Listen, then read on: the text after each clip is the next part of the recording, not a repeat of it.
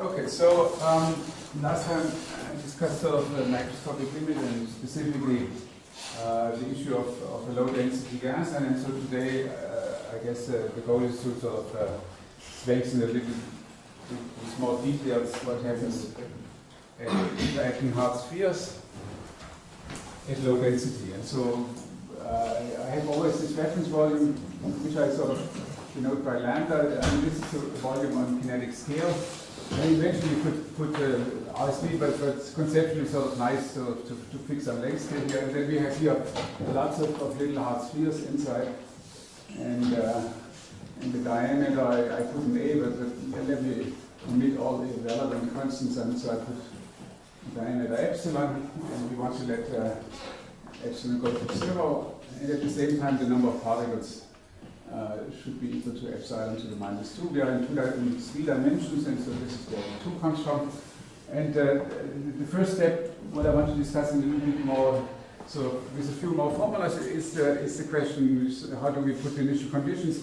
There are sort of a few remarks which maybe are not so immediately totally obvious to you. So I need some a little bit of notation. I mean, so I have the lambda plus R3.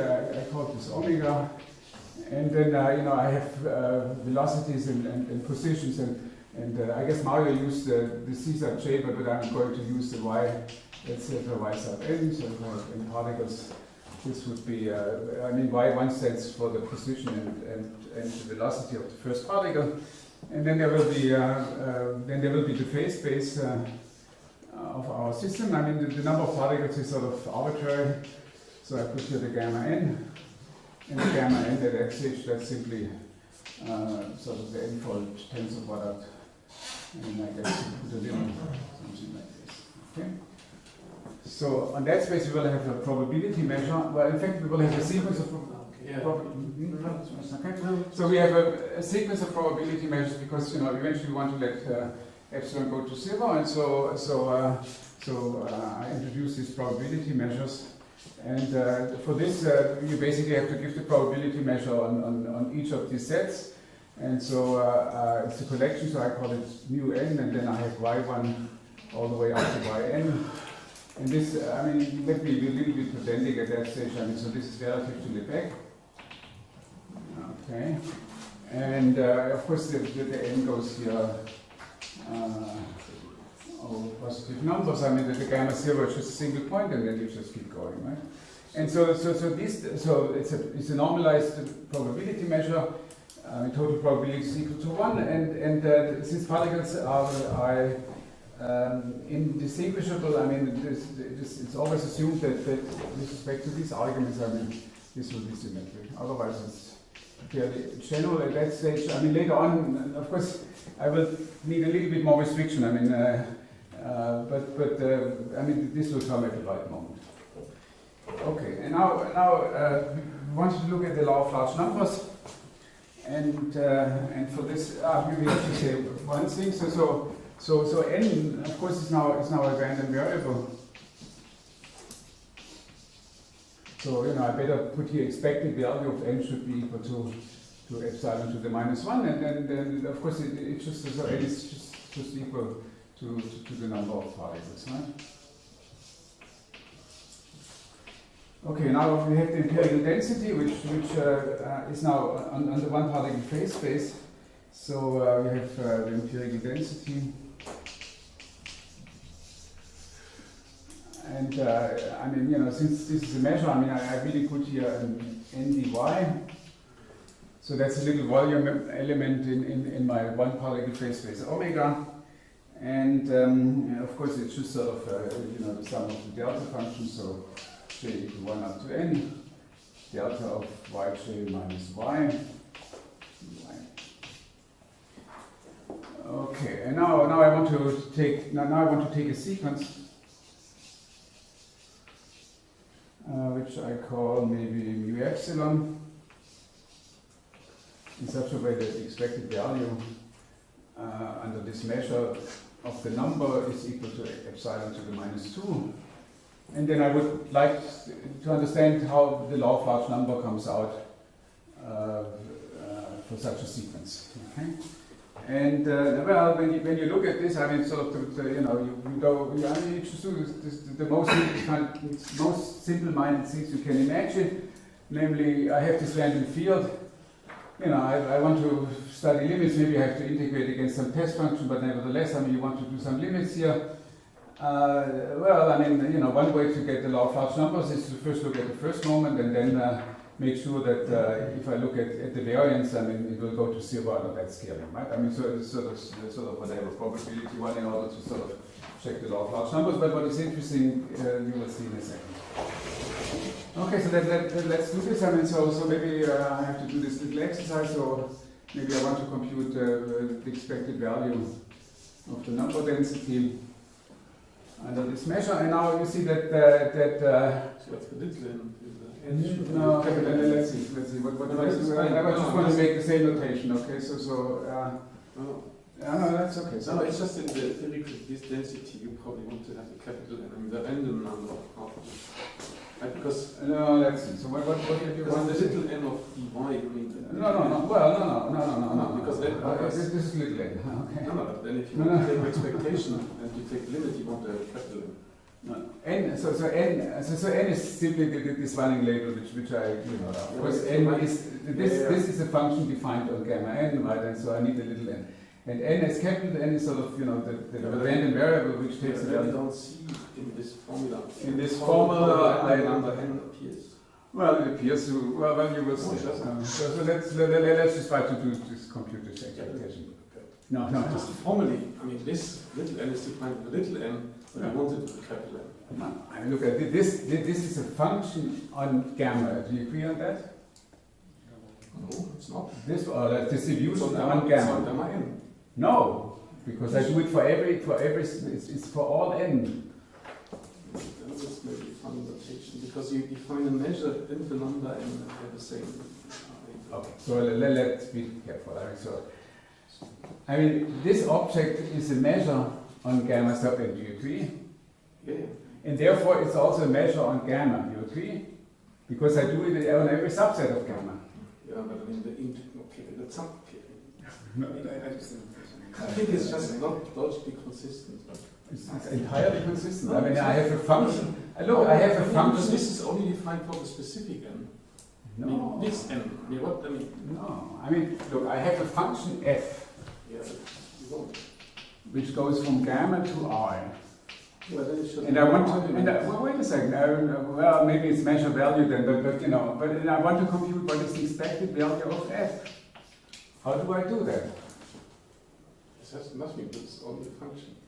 No, I can take it. No, I have a measure. But there's no capital N dependence in your n dy. I mean, the n there is called capital N. The capital N comes because I take expectation with respect to a measure, which depends on epsilon. The epsilon is fixed in such a way that this is here epsilon to the minus 2. But then the random variable doesn't appear in the little n. This is not a random variable that n dy formally, because it should depend on the capital N. If you were to sum to capital N, then it would be a random variable. Wait a second. Let's get straight. Otherwise we really get confused. Okay. So I want to take this expectation. What do I do? Well, I mean, first of all, so it will be a sum over n. It will be an integral with respect to mu n, and then there will be the function restricted to gamma n, which I call fn. Is that okay? Or still ambiguous? No, because you have to put the distribution of the little n. Yeah, that's sitting here, yeah. Okay, so this is I took some function. Forget about this particular example. I mean, this is the way how an expectation would be defined. Do you agree on that? Everything that happens in that this n depends also on little n. I mean, I think that this n dy depends also on little n. This is dy, comma, little n. They are two different. N is the random variable, and n is just an index in order to define what I by the function fn. Okay, I mean, this is already. I don't know. Probability class that would give you No, not accepted as a solution. No. Anyway, so okay, but now let's see whether we agree on whether I can do this computation here, right? Okay, now you see that what I have to do is I'm not going to write out the details, but first of all I'm using that this is sort of has a simple sum structure, and so that means that I can sort of do a lot of integration. But on top of this, I know that the mu n is actually symmetric, right?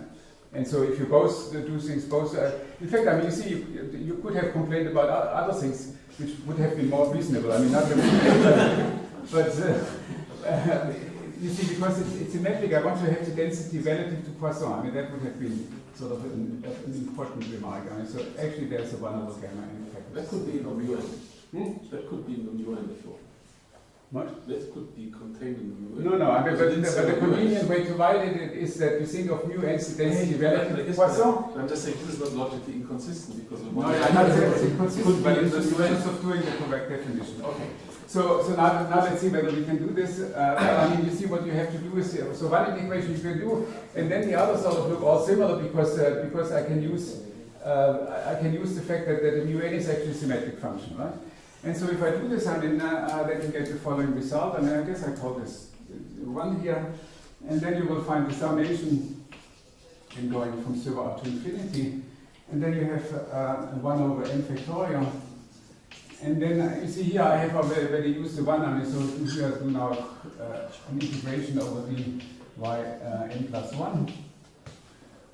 Okay, well, and then of course I have to integrate here, well, I guess I call it epsilon, the mu n plus 1 of epsilon. Now the first argument is the argument because of the delta function is what appears down here, so this would be, so I'm evaluating at y1, so this would be y1. And then the other variables are all integrated over, so that's y plus 1, okay? And then the 1 over n factorial I put already. Okay, so you see it has sort of a nice intuitive formula because, you know, I fix the first argument, which is the y1, and then I'm integrating with respect to other variables with respect to the a priori measure, which is given by the Poisson distribution. And since this is sort of a useful thing to do, I mean, I guess I should put here dy1 if I'm correct, and then this is something which is called rho1 of epsilon of y1 dy1, and this object is called the first correlation function.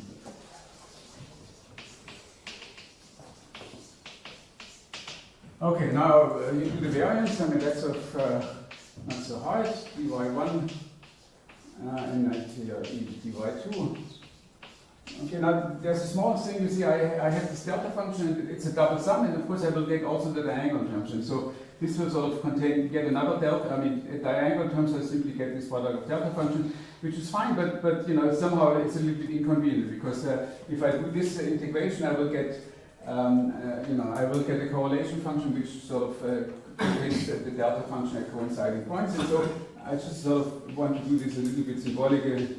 You want to sort of do this integral, sort of removing the diagonal, and once you do this, you get sort of the obvious analog of what I've written down here, m equals to 0 up to infinity, you get the 1 over n factorial. So there's no Hausdorff condition to do anything? No, at the moment I don't know what Hausdorff are. At the moment I'm just taking points in my phase space. Right? That could be in the mu n. There could be a Hausdorff, yeah, sure. I mean, this would, if there would be a Hausdorff, it's sitting in the mu epsilon, right? Yeah.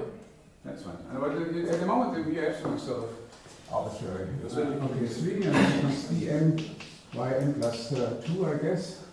And so I have the mu epsilon of n plus 2, and then you have the y1, y2. I mean, these are just the arguments which appear over here. And then over the other ones, I sort of integrate according to my Poisson distribution. And of course, this is dy1, dy2. Okay. So what does the law of large number mean? Well, I mean, you want to have that the mean sort of converges to a limit. I mean, so first of all, you know, I mean, so and then of course I don't need the higher moments, but you know, it's clear that if I want to, I mean, maybe I should have written this. So let me first sort of write it. So this is now the second correlation function of y1 and y2, dy1, dy2. And so because of this constraint, it's really sort of a bona fide function and contains no deltas. Okay? And now the law of large numbers tells you the following thing. Well, I mean, first of all, you want to have that the mean is converging. I mean, so you take the limit as epsilon goes to 0, rho1 of epsilon of y1. Now remember that by definition here, I mean, you know, the expected number of particles increases like epsilon to the -2. And so if I integrate this over all y1, I mean, I will get something which is exactly epsilon to the -2. And so I better normalize this correctly, which means that this will become very large, and so I have to multiply this here with epsilon squared. Okay. And now this is this assumption. I just want to see what I need in order to prove the law of large numbers, and then I am assuming that this will converge in a certain sense, which I have to specify towards a limit function, which I call R1. Okay? And so let me sort of do here a definition on the side, because I'm going to use this terminology. So I look at the V-scale correlation functions, which simply have the idea that you sort of properly scale them so that they really have a limit. And so the Rm is nothing else but epsilon to the 2m, 2m times rho n. Right? I mean, so it's that definition which I'm going to use. So here now I have to look at the second. So I'm looking at the second V-scale correlation function. So the limit is epsilon going to 0 goes times epsilon to the power 4 times 2 epsilon y1 y2. It should converge. Well, I mean, let's first simply assume that it converges to some limit r2 of y1 comma y2. Okay. Now, in the application of the Boltzmann equation, this of course would be sort of the average number of particles in a little volume element. So this is what would be nothing else but what they call f of y1. So this will be the Boltzmann f function, which eventually will be governed by the Boltzmann equation, but we are not there yet. And so, so this will converge to the limit, and then what everybody tells us is that the variance should go to 0. So the second moment should be the product of the first. Okay. And so this is, if I make the assumption that my initial conditions are such that the law of large number holds, then, for instance, these two conditions, maybe under the appropriate sort of global bounds, are the condition which I need. So I would have to prove these two types of statements. Right? Now, once I have proved them, then because of the law of large numbers, I mean, it's sort of follows that. So I put here. Okay, so here maybe then. Well, what happens is that, of course, if I now want to look at higher correlation functions like the Rm epsilon of y1, well, the Rm epsilon, this will converge as epsilon goes to 0. Now, because of the law of large numbers, it will just the corresponding product. So it will be just the f tensor m at the obvious sort of arguments, right? You see, this is not an extra assumption. It follows already from the fact that my random variable sort of, converge to the limit. I mean, so let's see, maybe I've written down here something. Yeah, maybe, okay, so I just noticed that I did this sort of, I should have done it in interchange order, so that we do this now. So maybe I want to set, what is the notation here? So I want to set n of phi to be equal to the summation j equal 1 up to n of phi of yj. So this just means I'm integrating this empirical density against some test function. And then maybe I put the epsilon. I mean, there are lots of epsilon, and they're not always explicitly donated, but let me do it in this case. So I put here the epsilon squared, and then if you have two of these things, and maybe with some extra assumptions, I mean, then you know that the limit is epsilon goes to 0 of n epsilon of phi satisfies just the ordinary law of large numbers. I mean, so this is dy phi of y times this limit function f of y. Okay. And because you have the law of large numbers, and if you have some regularity condition, you ensure that also the higher moments sort of converge to the corresponding expression. Okay? Okay, so far I didn't do very much, but nevertheless, I mean, this is sort of the law of large numbers on the kinetic scale. And so now I want to put the question,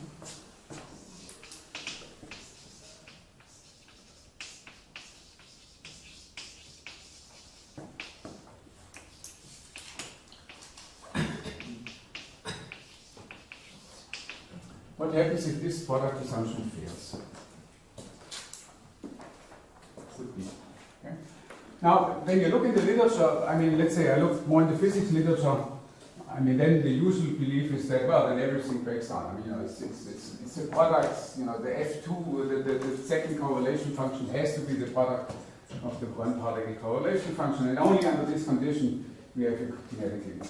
Okay? When you listen to Mario's lectures, it was just exactly the same thing. Okay?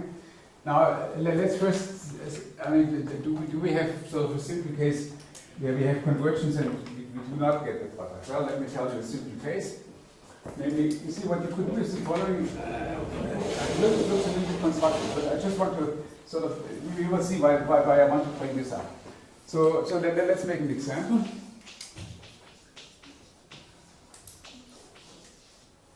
So I give myself an f and f tilde, right? I mean, so these are two functions, two Boltzmann distribution functions, two functions on the one particle phase space. And now what I'm saying is, look, I construct a measure in such a way that this happens with probability,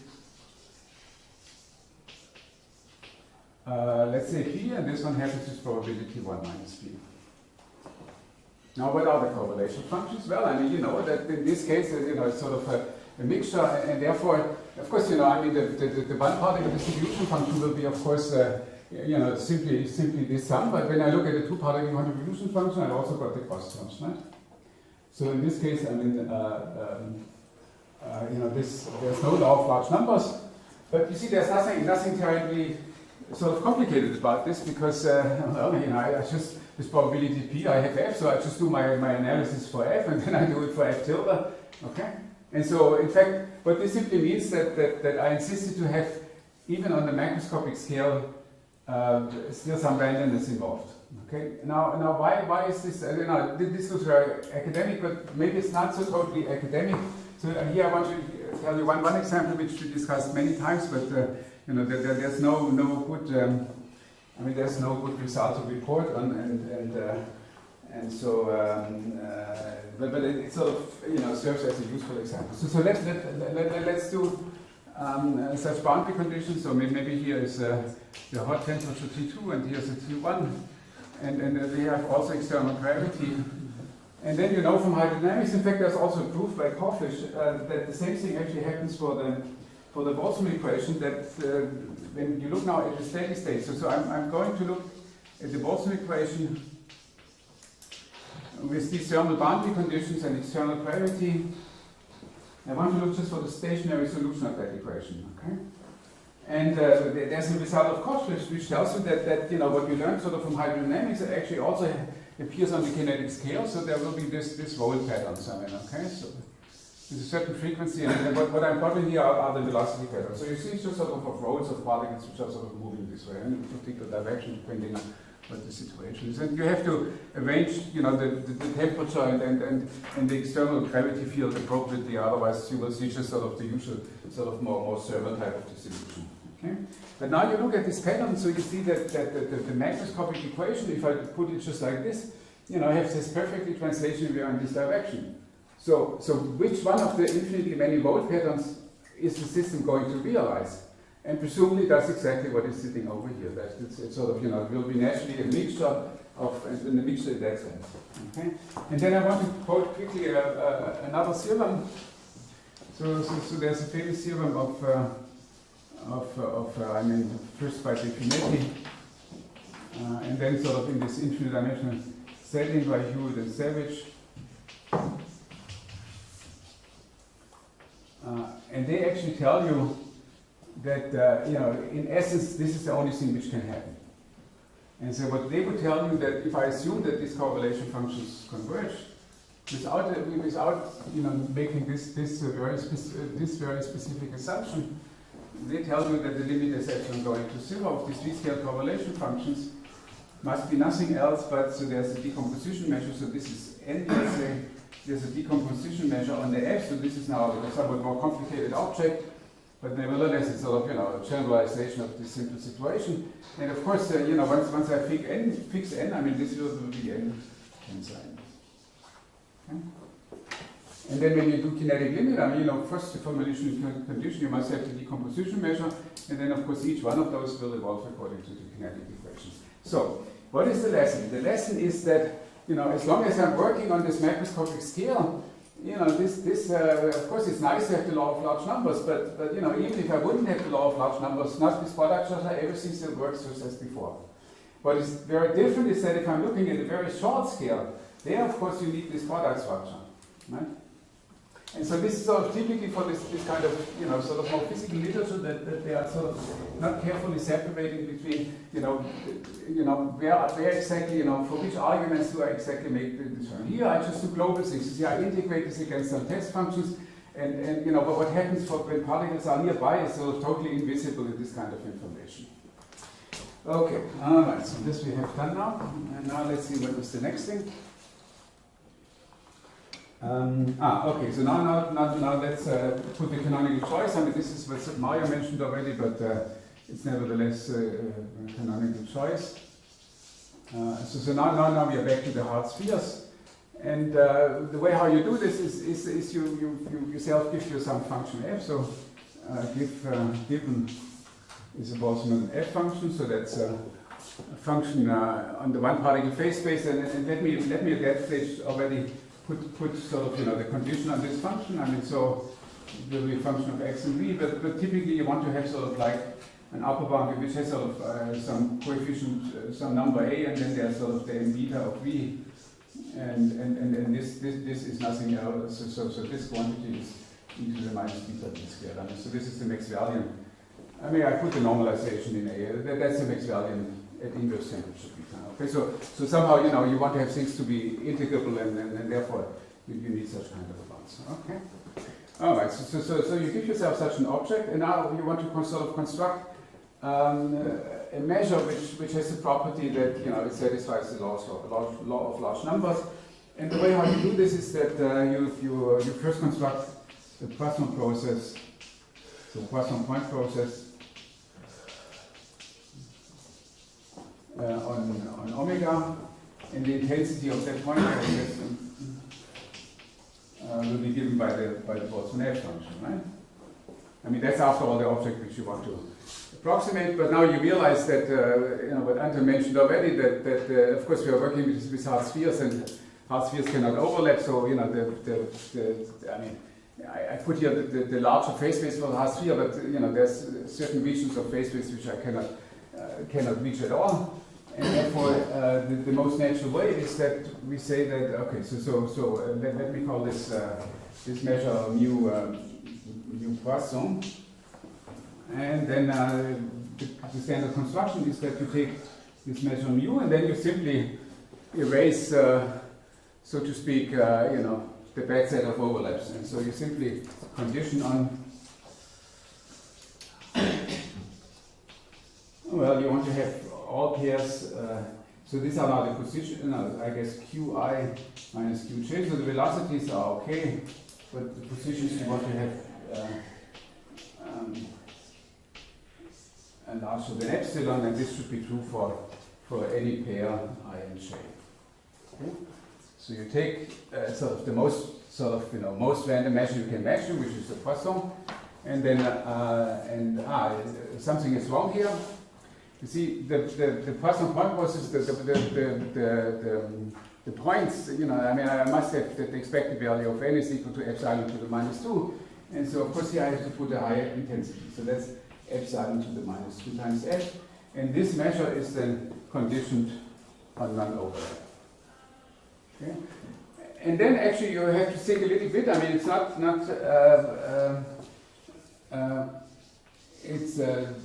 an entirely trivial exercise. You have to sort of think that, you know, then you can actually prove property 1 and 2 under those conditions.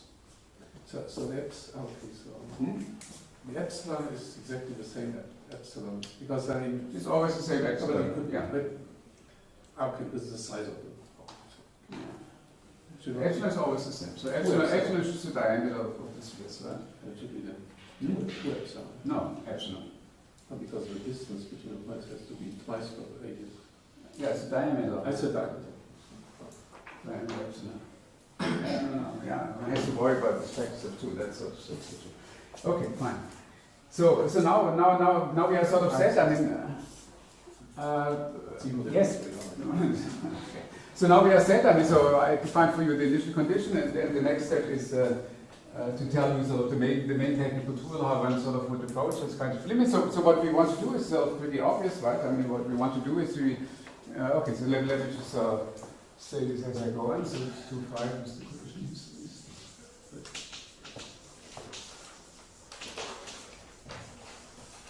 Okay, so what we want to do is pretty clear. I mean, you know, we have this measure mu epsilon. So let's quickly think about, you know, as the mu epsilon which I really want to look at is the one which is sitting here. So I've given you already what is the initial f, and I do this construction of non-overlap. Okay? So we have the mu epsilon, and then we have the mu epsilon at time t, and this goes under the Hausdorff dynamics.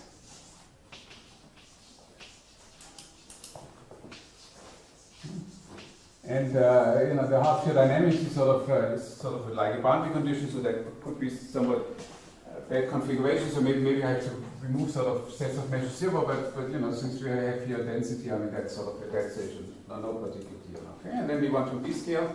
So I put now the R epsilon. So this evolves. So this is this factor of 2 epsilon to the 2m R epsilon of t. Okay.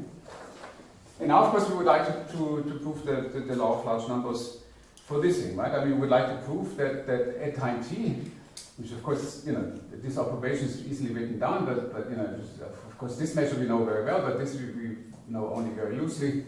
And but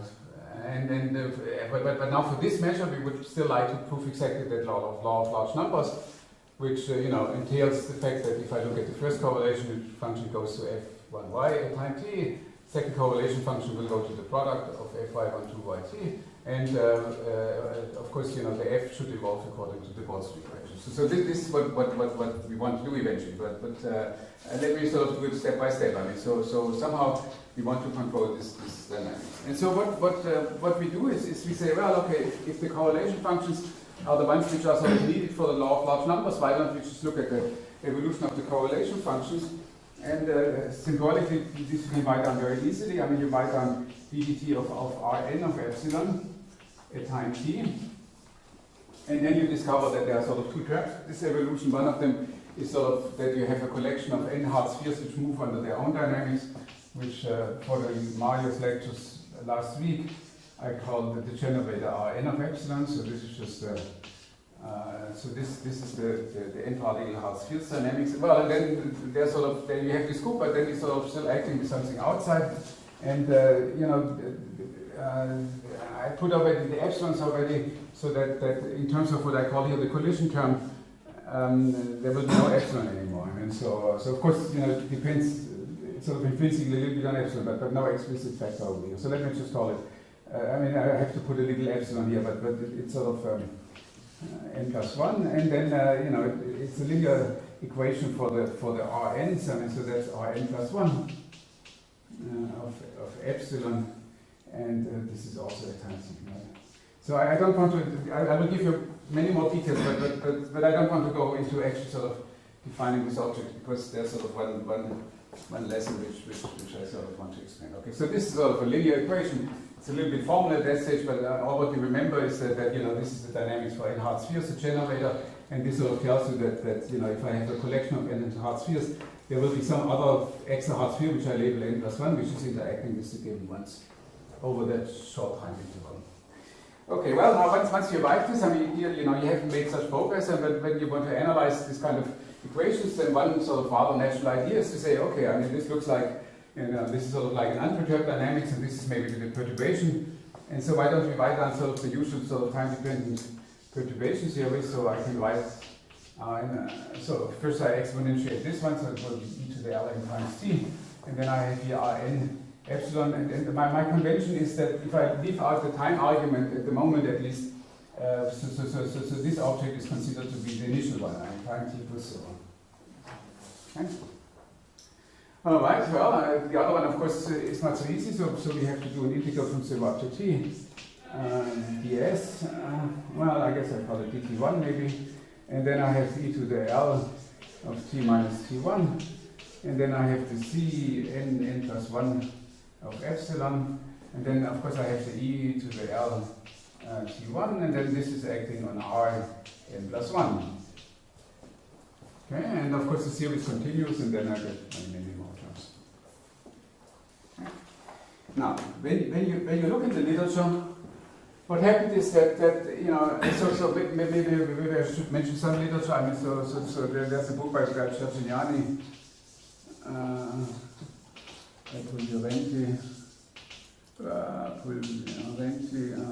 somebody else still. Ilno, that's right. I mean, he was one of the heroes. Okay, you can also, another book which you know, where you can sort of read about these things is actually a more recent book by Gallagher.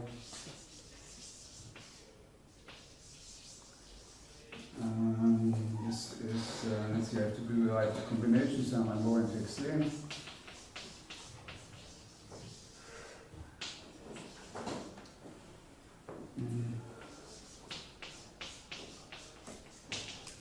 And what you do is, I mean, you have a situation of hard spheres. So this is somewhat singular because you know, these are sort of integrals over surface of hard spheres, and then you know, of course, you know, these are ends. I mean, they're sort of maybe almost surely defined functions, but you know, when it really comes to the trace, I mean, I really want to know what this function looks like when I have two hard spheres touching. I mean, that sort of is a somewhat, you know, delicate mathematical question, because you know, I mean, a priori it's not guaranteed that you know, at touching points, you know, the function is well defined at all. Okay, so you spend a lot of time in sort of trying to make sense out of the equation. Once you have this, then you're very happy because then you can write down this thing.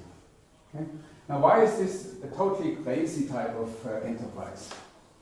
You see, I mean, you have the original evolution. Now you mumble about this differential equation, and then at the end you get again the integral equation. You first differentiate in time, and then you integrate. So why don't you just go in one step from here to here? Start from the hard spheres dynamics, just write it down what it is, and then sort of rearrange all the terms in such a way that you get sort of the correct interpretation of this equation. Okay?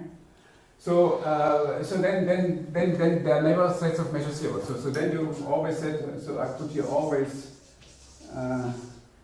sets of full Lebesgue measure. Okay. Now, if you would not have the differential equation, it's not so completely immediately obvious how to guess this form. But once you have the differential form, I mean, then you know, you see what you want to get at. And this is something which Sergio did in his thesis. I guess that there's a paper. So this is 2014, and there you can see all the details. But I want to give you the way how it works, because I mean, this is sort of, you know, all the already, you know, in the early times, all the results which we get for the hard sphere dynamics is actually based on this formula. And so I want to sort of, you know, that's actually sort of explain you the formula. I'm not going to do very much with it, but I think it's the most sort of, you know, it's a crucial technical step in order to understand why you can say anything about the limit at all. Okay, so now let me see how I get some basis. Okay, and the way this is done is that I define something which are these collision histories, and well, I guess Mario calls them trees. I mean, that's fine. Also, I mean, I call them collision histories at the time because you know, I want to sort of reflect that, you know, all what we are doing is here we're taking expectations, and so, you know. Has nothing to do with the actual motion of these particles. It's just sort of a way of computing particular expectations. And so, okay, maybe you want to have some other name. I mean, it's fine, but I will explain you what it is. And you know, once I sort of explain it, you will see immediately how useful it is. And it's sort of a very special feature of hard spheres. If I take smooth potentials, I mean, then it's not at all clear, you know, what would be the analog of these formulas. Okay, so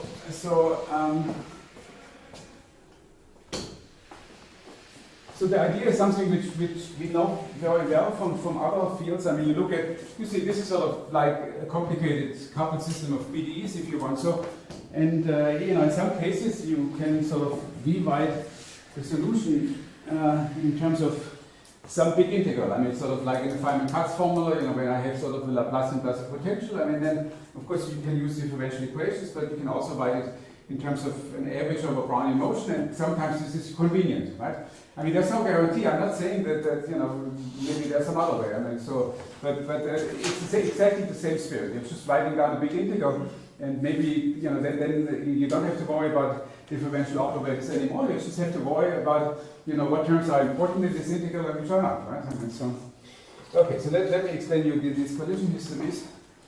Okay, so what I want to compute is, let's say I want to compute the Rn, the epsilon, and this is now, I put here Q1, V1, the time t, okay? And so I want to tell you how to do these collision histories, and so I want to write this basically as a huge sum and some integrals, okay? And let me sort of do it step by step how you actually do the construction. So the example which, let's see, no, the example comes later. What do I want to do? Okay, okay, now maybe I do first drawing a little bit of the example and then fill in sort of the details. Okay, so what we do is, I am doing the following drawing. I mean, so this is time t. So here I have my initial time, and this is time 0. And of course, you know, at time 0, I have the initial correlation functions, which are the I m epsilon. Right? So the m is sort of the index for the initial conditions, and the n is the object which I want to compute. And for this, so I'm going to do, so I will do here the special case m equal to, let's see, 1 and n equal to 2. And so, you know, so I want to compute here a two-particle correlation function. So I see here, these arguments sort of define for me what I mean by the initial condition. And so what I do is I take two particles, I take two particles here, so it would be this one maybe and this one. Okay, and so this would be the position Q1, this would be position Q2. And then I have to give them some velocity, so maybe I give this particular velocity here, and maybe this particular velocity here, right? Alright, so now comes this big integral, and the big integral consists first of all that I give myself a lot of data. So first of all I give myself a Poisson point process on 0 t with the constant density equal to 1. And so the points of this Poisson process are denoted by 0 less, less than t1 all the way less than tn. Actually, I do it the other way around. I mean, I start with, no, first I take the t1 and then I do the tn. Oh, okay, fine.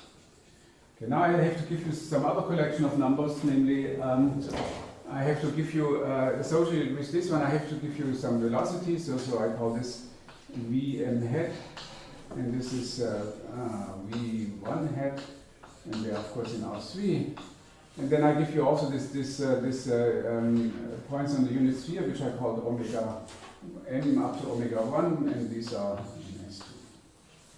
And this sort of comes with the Lebesgue, and this comes sort of with the uniform distribution of the sphere. Okay. And then, of course, then on top of this, I will have some discrete variables, which you know, I will not. We'll just explain verbally. I mean, you will see how this works. Okay. But the thing which I want to emphasize is that you see what I'm doing here are sets of full Lebesgue measure. I mean, this is R3, and here you have R, and here you have the sphere. So both things together will be actually sort of, you know, each one of them is sort of a point in the one particle phase space, if you want so, right? I mean, so this is very crucial for the construction, that you never work with sets of measure 0. All right. Okay, so now let me explain you how I sort of, for that particular case, how I do the collision history. So first of all, for my collection of Poisson points, so here I have only m equal to 1. I mean, so I have only one single time, so let me take a single time, which maybe I call this one here, which is my time t1. Okay, and now I'm just sort of let these sort of trace backwards in time, and let me assume that you know, they are really coming close to each other. You see, for this I have to really sort of, you know, I have to focus with this velocity. But let's assume that we are in 3 dimensions, so I can easily miss, right? But let's assume that I don't miss. Then, because, you know, we are looking still at hard spheres, they just do their usual collision. I mean, so this one goes something like this, and then they are colliding, and this one is here. Okay, so this is the 1, and this is 2. Okay, so now at my time t2, I have now of course still my spheres. Okay, and now the rule is that I out of this, so I take another hard sphere, and out of this collection, since I'm at time t1, I take the parameters v1 hat and omega 1. Okay, and so now I'm going to join another sphere over here, which now carries the label 3. Okay, and the label 3 has exactly these two parameters. So I draw this a little bit larger. So this was the 1, and this is my edit particle, and then there will be an omega which goes like this, right? And this also will have a particular velocity. All right. Now you see that there are the two possibilities which I can do. I can arrange this velocity in such a way that they are immediately colliding. So this would be 1, and this is sort of the other velocity. They are colliding, and then they do something like this, something like this backwards in time. So time runs backwards here always, because I want to compute at time t, and I'm looking backwards to my special moment t equals 0. Okay, but you see, I can so this will give me the gain term, but of course I can do also something else. I can this is coming in like this. This could simply separate, well, maybe coming in like this. This could simply separate, and then it just moves sort of straight ahead, right? So this would be another possibility, and this will give the loss term. Why it will gain in loss? You can see at the moment, cannot see it, but there will be one rule which tells you why it's gaining loss. So let's assume that we do the easy case where this is just sort of going straight. So this is going straight. It will end up over here.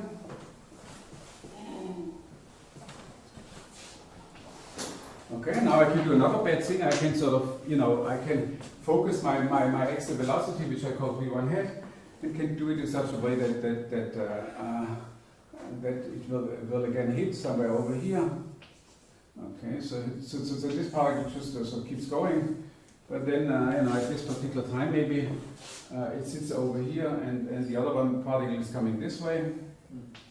Okay, so it goes like this, and then of course I have here sort of my edit hard sphere, and then they will do another collision, and then maybe at the initial time, they end up like this, and this is now, so this was 1, this is 2, and this is now 3. Okay? Now you can imagine how to do this if I take arbitrary number. Okay? All right. And now the assertion is that this object is this integral. Now what are the sums? First of all, the sum is that you see here I decided to add the Hausdorff number 3 to particle number 1, but I could have also added to number 2. So one index tells me where to add, and then of course I have to sum over my Poisson process. So I have to sum over all n. So these are the discrete indices. Okay, but then there's also a weight, and the point is that it's not really, unfortunately, it's not really a probability measure. There's a weight which has either sign. Okay? And the weight is very simple. Fortunately, so I'm just doing this in our case. So it's omega 1 hat started into, and let's see what we're going to write here. V1 hat minus V. V1, I guess. I attached to V1. That's right. Mm-hmm. So this is the velocity V1, which is sort of the one which emerges here, right? And then now I attach. Okay.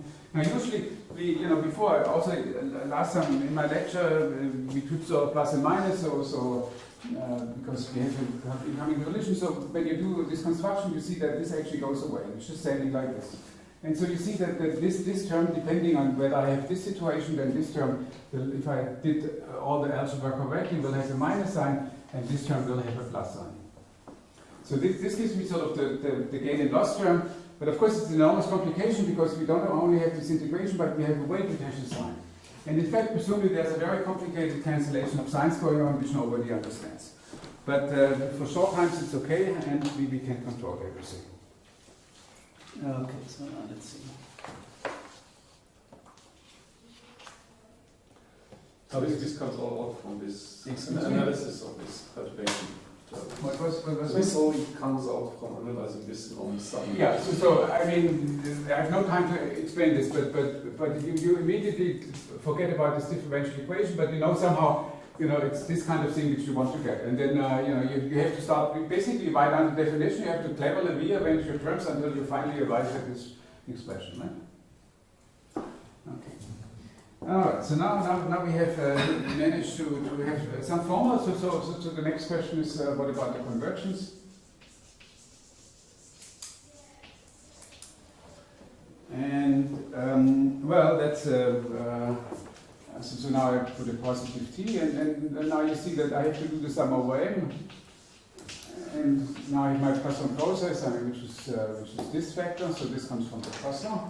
And then you have to sort of think about these three indices, but now you see that, you know, when I'm at level m, I mean, I have m possibilities to add the x of sphere. So you will just get here an m factorial, and then from your initial correlation functions, you maybe get another a to the power m, and from this you see that you have finite values of convergence.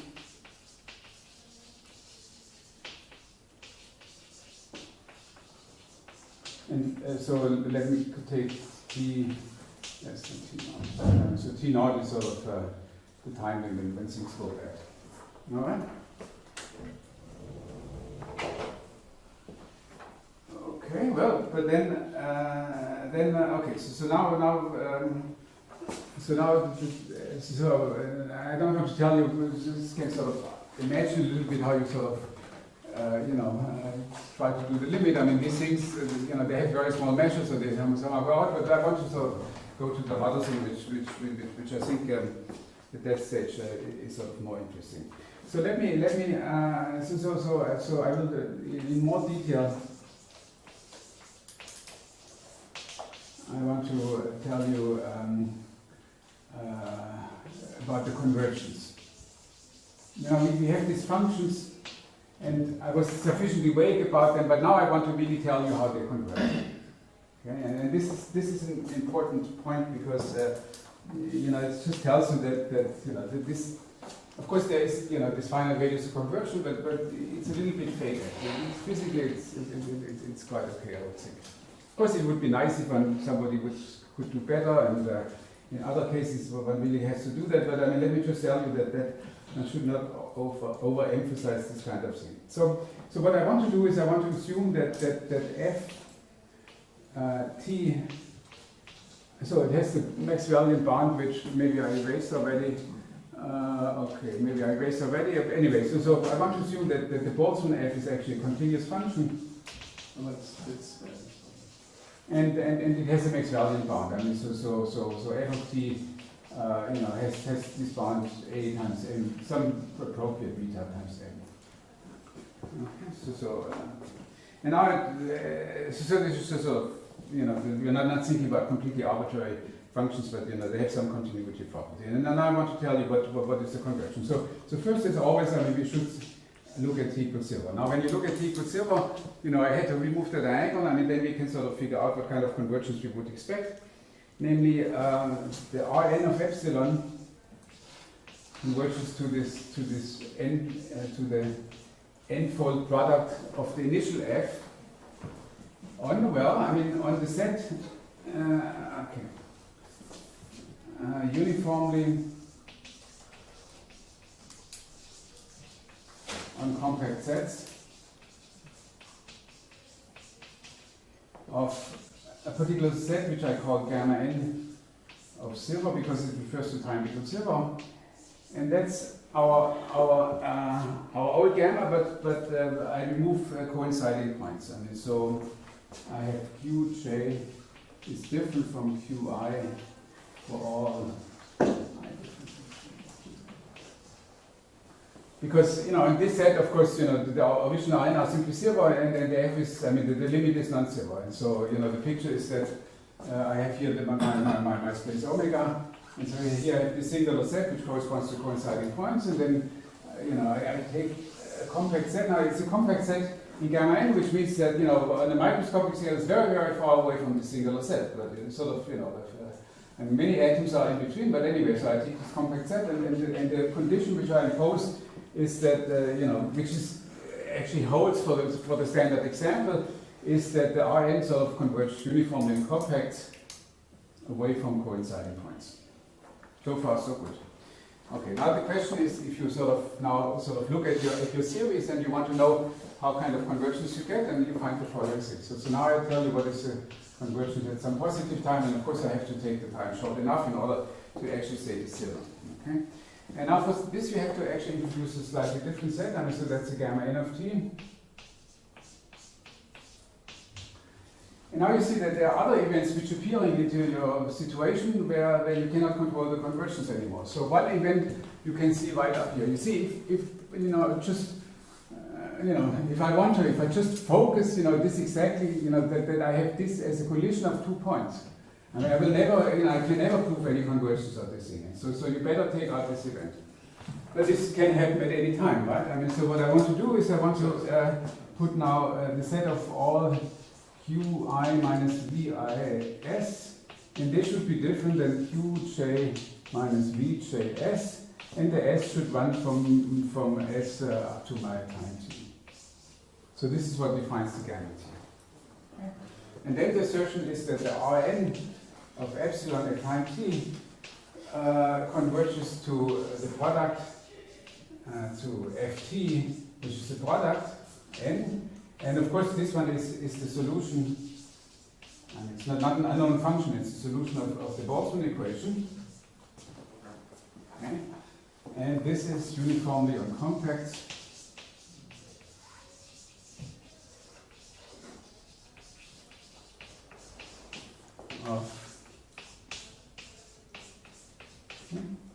So this set is somewhat smaller than because I removed more than the original one. Of course, this is only that. So you see that the set on which I can control the convergence is actually shrinking in time. It's all a set of measure zeros, but the measure zeros sort of are important in this case. Okay, so let's look at some of the consequences.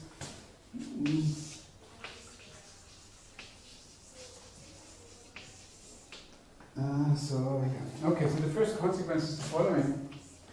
So imagine that some clever participant of this workshop comes along and gives us a very reasonable a priori estimate. Now, a priori means that it's sort of by some means, maybe using some of the dynamics, but it's sort of an estimate which of course I have no idea how to do. But let's assume that we have an a priori estimate.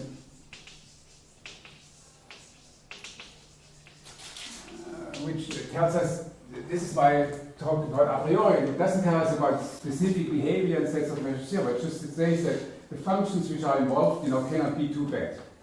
And the a priori estimate is sort of the obvious one. Namely, it tells me that Rn of epsilon at time t is always larger than zero. It's bounded by some number of times this product of the Maxwellians. But now I simply assume that this is true for all t, for all positive t. Okay? Somebody comes along and tells me, look, these correlation functions, there's some trick, and somehow I can ensure that they do not really go up. This is for low density gas, it's not such an unreasonable thing. Whether it's actually true, of course we don't know. But what is important is that in this case, we get the convergence for all t.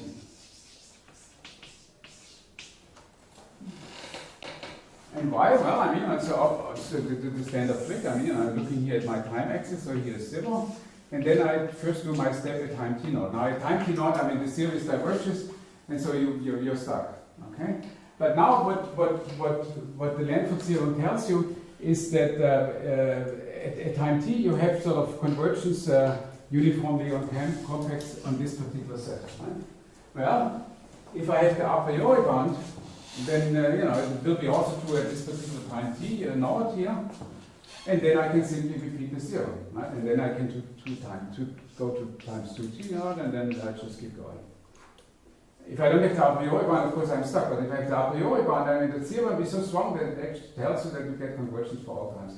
And this is why I said one should not overemphasize, the finite time conversions, because, of course there's something is lacking, but it's sort of more such a global result. It has nothing to do with specific properties of hot spheres and all these things. Okay? Anyway, so this is one consequence. And the next consequence is, this is not so good. Okay. What is the next consequence? Okay, so next consequence is, no, maybe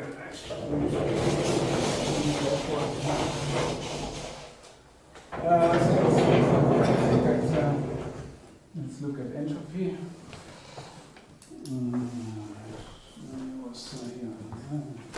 Somehow I put all the things highest entropy state.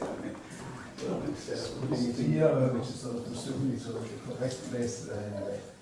Okay, so let me just do this. Okay, so next thing I want to sort of look at the entropy of the system. And so we have the H theorem. We know that the entropy is increasing. I should sort of want to see how this sort of is increasing in time and what's actually happening, right? Do this here.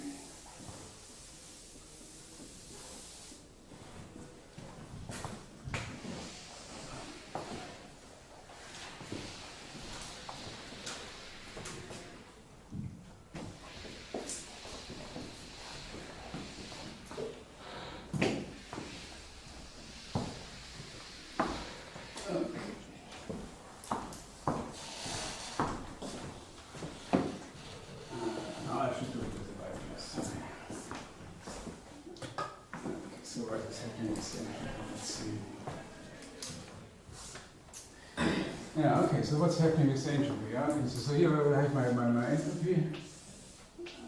Okay, and of course, sort of, and also some increasing function of time. Right? This is S. Okay.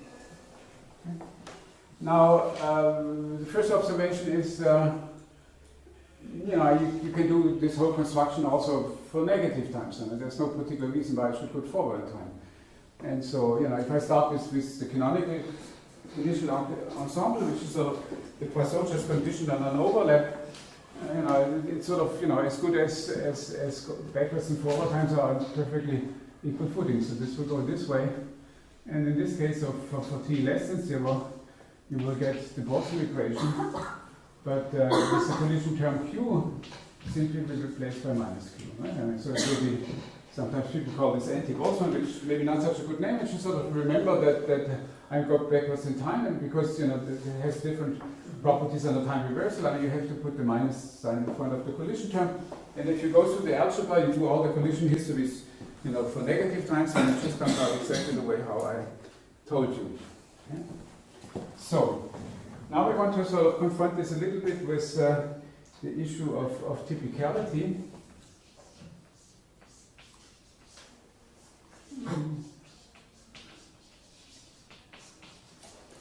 And if people talk about typicality, I mean, they have sort of in mind sort of the big phase space. So this is here my big gamma maybe, and then there's somewhere down here sort of a little cell on which our initial measure is concentrated, because I mean the big phase space has a much larger entropy than will be sort of the asymptotic entropy here. And therefore, my initial measure sort of will sit in a little cell over here, which is sort of uniform in that cell, but it's a very small cell compared to the total gamma. Okay, and so now I let this evolve, and now I will get the cell which so maybe I should indicate this. So this is the cell which corresponds to f of 0. But now you see the f at time t has a larger entropy, and so it will correspond to, if I take the f of t and I do my standard Poisson construction, it will sort of sit in a much larger cell. So there will be this cell here, and this is sort of the cell which corresponds to all configurations corresponding to f of t. But of course, there's a Liouville theorem, and so you know, this cell is sort of going to some maybe somewhat complicated set. But the point is, it will have the same back measure as the one over here. So in the usual language, I mean, people would say that, you know, by our configuration, we are typical with respect to this condition Poisson measure at time t, will be highly untypical with respect to this later time. This is sort of course, correct, but I mean, you have to remember that you know, if the size of this cell is c at time 0, and then the size of this cell is c at time t, you have to remember that the size of c of t is much larger than the size of C0. In fact, it's sort of, you know, I mean, the difference is exponential in the number of particles. Right? I mean, so it's a huge difference. And so you might think that sort of things sort of go completely crazy. But you know, this is sort of a little bit, I mean, it's correct, but maybe only part of the matter. So one thing I first wanted to point out is that, so as you go along here, you know, at that moment, let's say, you could decide to make a time reversal. Okay, so let's do a time reversal at this moment here.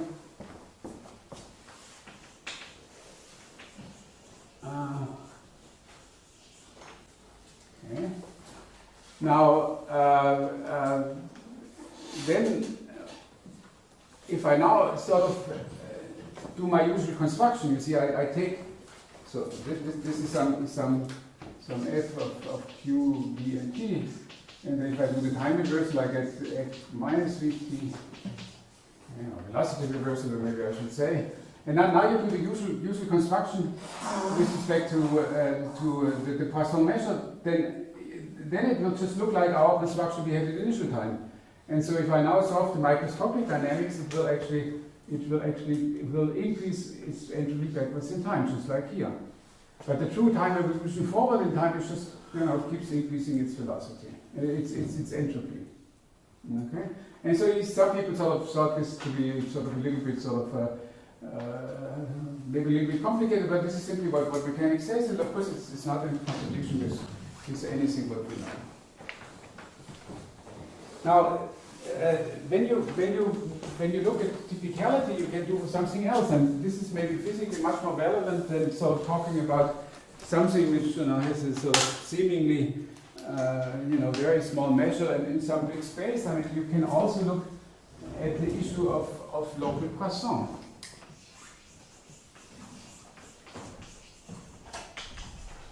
You see, local Poisson is a property which refers to, you know, so maybe I'll remind you what we discussed last time. So local Poisson is that I take here my box, and I take here a little ball, and then I take a volume which has a radius of epsilon to the 2/3 around it, right? I mean, so this is, local Poisson refers to local observables.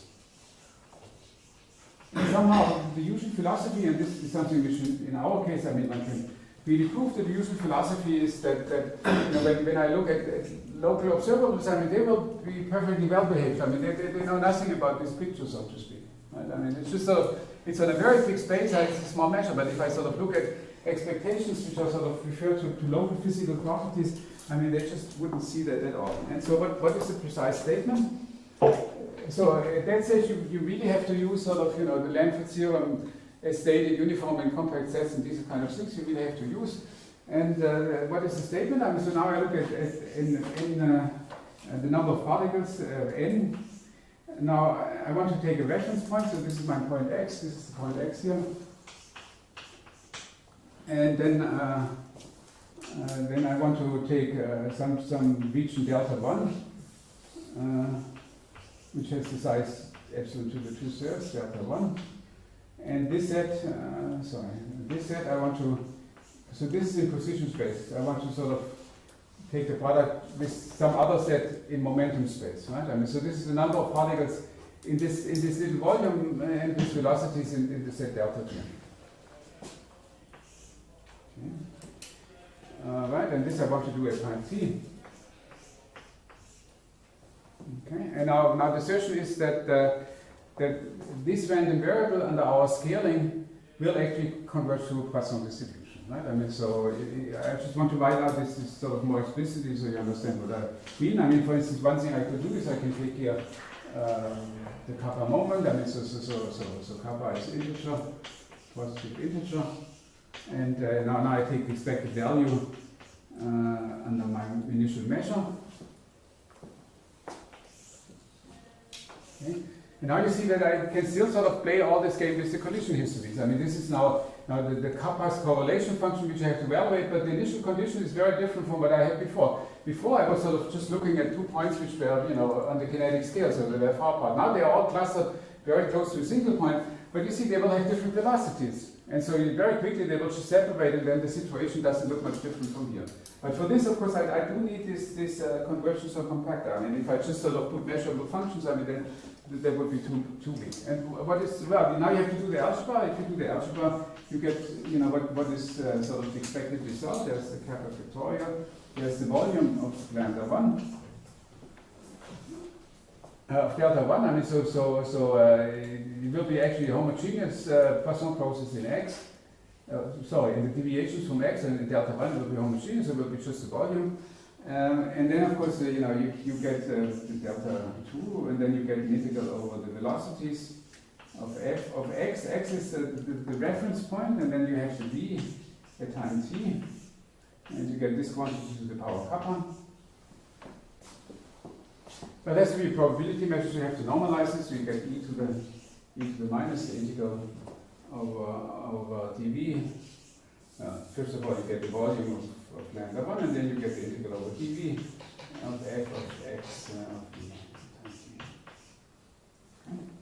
And it's nice, I mean, it's once you have the ideas, it's not such a complicated thing, but it's nice to see how, the algebra just works extremely fine. I mean, now you see before, when I looked at the nth correlation function, you sort of, basically, it's just the product of the f disappear. But now you see you get all higher orders which sort of contribute, and the prefactors are made in such a way that they exactly sum up to this exponential. To do this not equalities convergence. Oh, sorry, yes, okay. Yes. So this is what we mean by local Poisson, and of course, they have a theorem. I mean, of course, I have to restrict t less than our convergence time, t then less than 0, but then we get this particular result. Okay, so the picture is that, as I tried to sort of anticipate last time, the picture is that the local statistic, if I look at this local observables, is quite simple. It's called, there's nothing else. I mean, it's also given in terms of the f function, but now the f function actually tells you what is the intensity of the local Poisson process which I see. Okay, so now let's see, what is the time here? Well, I think I'm doing pretty fine. I mean, so let me sort of still put up one other topic here, which is 2.7, which is, let's see.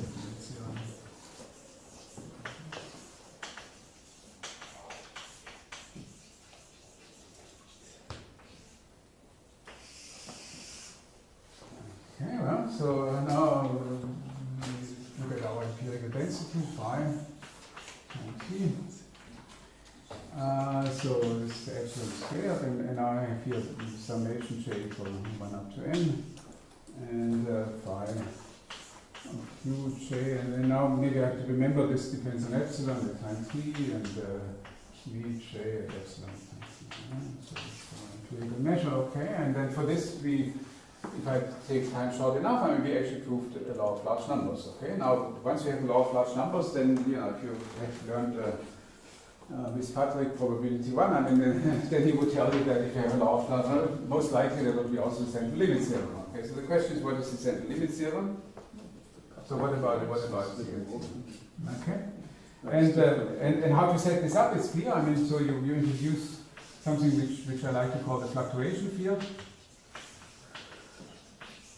Of course, it's all easily dimensional, but otherwise it's sort of just a usual thing, right? I mean, so you imagine that it's your function, which is the deterministic limit, and then you have sort of little fluctuations around it, and you want to know what are the statistics of these fluctuations, okay? Well, so this is measured by the fluctuation field, which I called psi, of epsilon, of f, of my test function phi, times t, and it's sort of what you would think. I mean, you just take again Well, okay. No, sorry.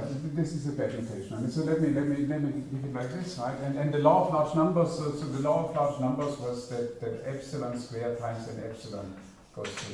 Right? And so I just want to keep here the factor one, and then what I'm writing is sort of a little bit more transparent. Okay. And well, so what you do is now you only have a factor of epsilon, and so this is an epsilon of 5t, and you subtract from this the expected value, let's say quantity.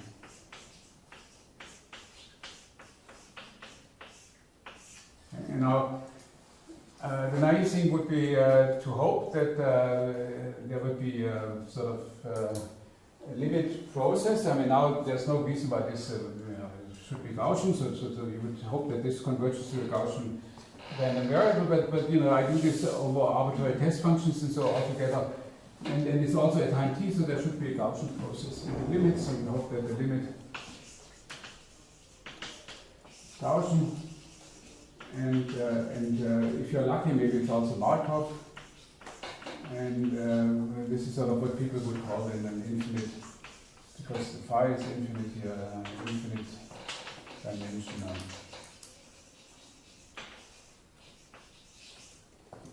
On-chain Uhlenbeck process. Okay, and so I wanted to do two things. I mean, I have a few minutes, so let me sort of briefly remind you what I mean by this infinite dimensional on-chain Uhlenbeck process, and then I want to say a few words on how one can guess, what the parameters are in this whole process. So then let's go back to Rn.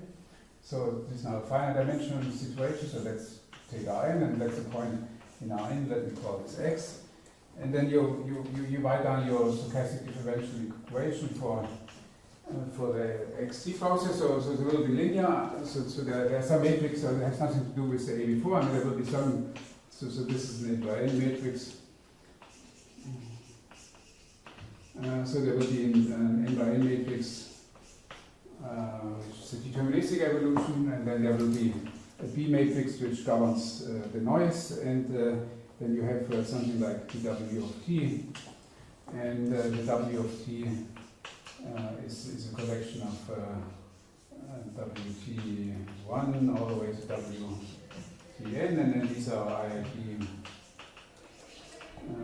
I put the d here, so these are IID motions.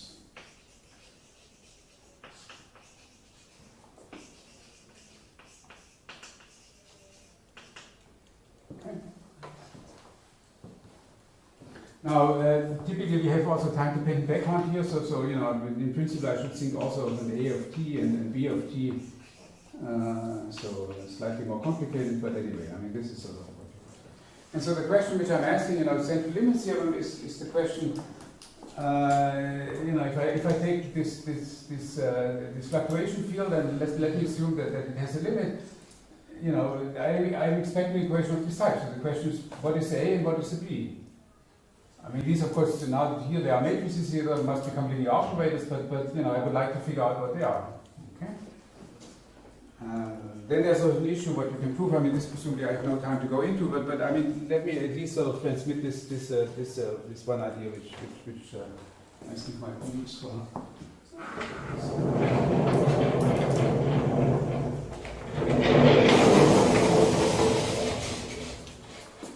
Well, so let's see. I mean, so what about the A? Well, okay. So imagine for the moment, which is anyhow useful for this kind of exercise. Let me imagine that I do this in global equilibrium, right? I mean, so my f function is simply the Maxwellian, and there's no spatial dependence.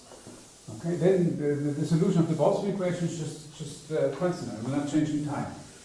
So, this profile which I indicated up there will be just a flat function, but I can still ask myself what are the fluctuations around that flat function, right? I mean, so if I understand that particular case, maybe, the formulas are such that I can easily generalize to an arbitrary initial f.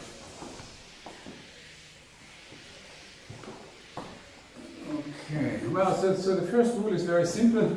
You see, I mean, I'm looking at fluctuations in my initial conditions, because time t equals 0, of course I do have fluctuations here, right? I mean, I do have a central limit theorem. So let's first recall that at t equals, so let me do equilibrium now.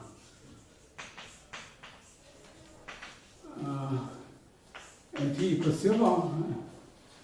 Well, what would be the limit fluctuation field psi of, what did I put here, phi at times 0, and so let me look at the covariance of this field and expected value of this. Well, at time t equals 0, it's a very simple thing. I just have to integrate along dx dv. And then there's the rho times this fixed value. And so it's just white noise on it. So it's phi x times phi tilde of x, right? So it's just white noise, but sorry, this is x and v. X and v. So it's white noise, but in the velocities it's sort of weighted by the max value. But otherwise it's just white noise, because it's just a Hausdorff system. I mean, there are no big correlation. So this is what you have at time t equals 0, and the question is, what happens at later time. Now, the rule one is the following. I mean, the rule one says that, look, I mean, here I have this flat profile. So it's perfectly flat at the initial time, but at the initial time I see a little bit of fluctuation. So what would be the fluctuation at the later time? And I'm concentrating on the A at the moment. Well, I mean, it's very small. So it's very small deviation, so you would think that I just have to write down the linear-wise macroscopic equation, right? And so this is rule number one, is that A, and this seems to be true very general, it's the linearized, in this case linearized around thermal equilibrium, but in the general case you just have to linearize about time-dependent solution. It's a linearized macroscopic, I mean in our case the linearized Boltzmann equation. Okay, so now comes rule number two, which is a little bit more complicated to explain. Okay. So how do we do that? So I want to somehow discover what is the noise strength. I mean, what is the correct noise strength? And that's of course a little bit more complicated, because partly we are colliding, and we're not completely sure how, is there some further noise which is added to the system of what's actually going on. Right? And the rule is the following. What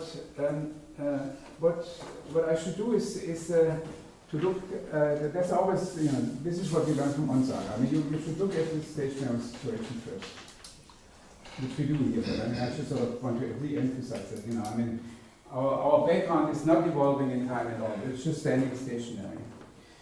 Okay, and now you sort of remember what you learned about these things, and so you see that means that this means that the fluctuations should be stationary, right? So the limit process fluctuations is what I mean here. The limit process has to be stationary, because the mechanical one is stationary, so also that thing also has to be stationary. Now I look at my famous formula. So what do I have here? I mean, I have the A I identified already, the B I want to compute, but what I know is already, what this stationary fluctuation field is doing at time t equals 0. That's this object which is sitting here. So now you sort of remember what you learned about stochastic processes, that these two things are related by stationarity, right? I mean, so I have three things. I have the A, which is the linearized. I have the C, which is the stationary, the T equals 0, let's say, stationary covariance matrix, which in our case is just sort of the unit operator. Okay. And then there's the B, which is the noise. In our case, these are all linear operators, but these are the three elements.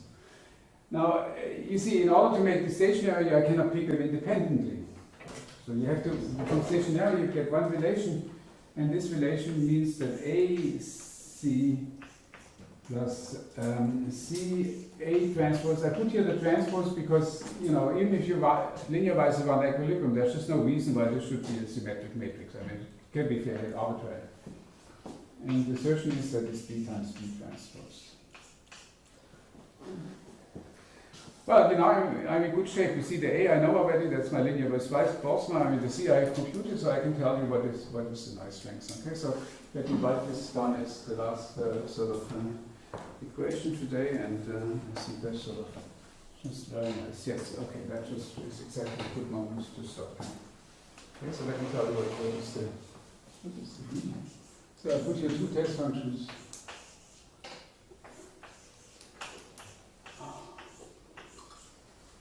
Any guess? No guess. I mean, you cannot guess what it is. Actually, it's sort of okay. It's a cute formula. So here's 1/2. Okay. So first of all, it's sort of completely wide in x because, you know, this extra term can sort of more or less appear everywhere. I mean, the origin of the extra noise sort of is the question how it's sort of transported to the collisions. Okay. So then I get here a dv1, dv2. And I get here an integral over d omega. Okay, and then I get, let's see, I get the omega, our usual weighting factor, v minus v1, and I take the positive part of that. Okay, and then from the background I get these two mixed values, so I get n beta of v1, and I get rho times n beta of v2. Okay, so now we have not yet seen what the test functions do, right? I mean, but this sort of the basic object, and now I have to tell you what is the valid form in the test functions, and this sort of comes out in the following way. I put phi, I put psi of v1. And then let's see, psi of v. Let me see which I want to do it. Okay, I have v1 and v2. Okay, so I put here 1. Okay.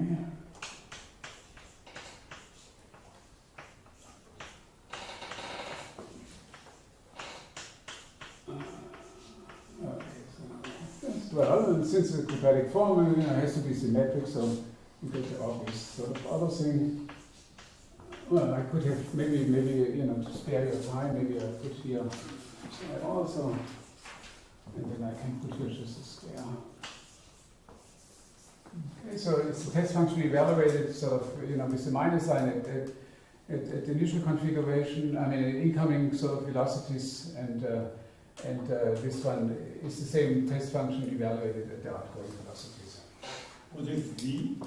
So we are the velocities of the particles. I mean, so you have a v without the index.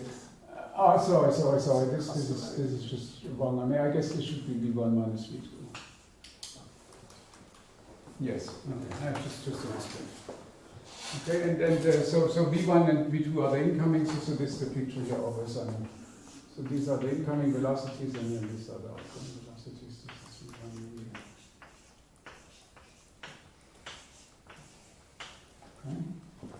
So I don't know, there's so much knowledge about this object, but one way. So you wonder, I mean, whether I could sort of. So this just comes out of this computation. I mean, you wonder whether there's sort of another way to see this, and it's a little bit more intriguing. But you know, I don't have any sort of precise way how to do it, how general it is. But sort of the idea is that fluctuations have something to do with large deviations, and large deviations have something to do with entropy.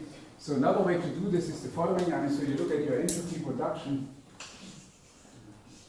I will not repeat the formula. I had this last time. Entropy production sigma of f. Okay. And now for the f, you write, so for the f, I mean, you want to have the Maxwellian, so that's the Maxwellian, and you want to perturb as 1 plus a small deviation which we call phi. And if you now look at your entropy production, and then you realize that it's actually quadratic in this deviation, I mean, so the linear term somehow cancels out, and what you're left over with is exactly this expression up here. So there's some funny connection. I don't know how general it is, but at least this is sort of what it comes out. Okay, so I think this is sort of basically over time. So let me just sort of mention with two names on this topic. I mean, so basically what people have done is, because that's sort of the most obvious thing to do, is just to investigate the covariance. I mean, you know, the full fluctuation theory is still up in the air, and we'll see, you know, whether will be any progress in this direction. So it's just sort of the covariance. And well, there are sort of basically an equilibrium, and also for the non-equilibrium. So for the non-equilibrium, it's exactly the same formula. I mean, only that you replace this thing by the solution of the Boltzmann equation and this one also. Otherwise, it's just identical. So the equilibrium for the non-equilibrium. So I did this sort of quite some time ago. And you can verify on the level of the covariance. You can verify that you know, this formula is correct. And then there's a beautiful paper which is again no. So this is both. I mean, so now there's a beautiful paper where you look at the covariance and you actually look at all times. So this is one of the instances where you can start working with these collision histories and sort of actually, you know, after very careful estimates and very heavily using that you are sitting in equilibrium, then you can actually control the series for arbitrary times. And this is a paper by Rodino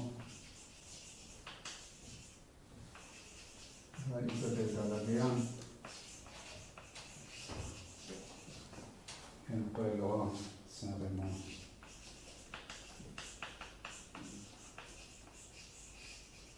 So it uses the technology which I'm sort of trying to outline. This is annals of PDE, and this is 2017. And it is only proved in dimension T.